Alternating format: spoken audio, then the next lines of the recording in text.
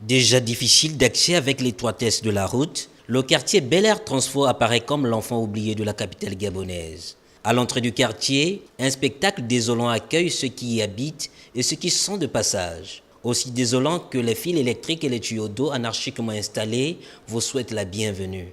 Une installation anarchique qui expose sans doute les habitants de ce quartier à de graves dangers. Faute de poteaux électriques appropriés, les fils électriques et tuyaux d'eau, pour la plupart, sont pour certains accrochés aux arbres et d'autres aux piquets de fortune.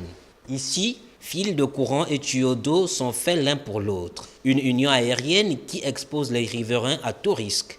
Risque d'électrocution si le tuyau d'eau est perforé et le câble de courant blessé, et bonjour les dégâts. Ces jeunes de quartier doivent à tout prix détecter où se trouve la panne qui les empêche de s'alimenter en électricité. Avec des menus, ils la cherchent minutieusement et parcourent une bonne distance et tiennent pour y arriver. À certains endroits, comme ici, les véhicules et autres moyens de transport roulent au pas pour éviter de couper un câble de courant ou un tuyau d'eau. Quel spectacle désolant! Aussi désolant que même la route cause problème dans ce quartier.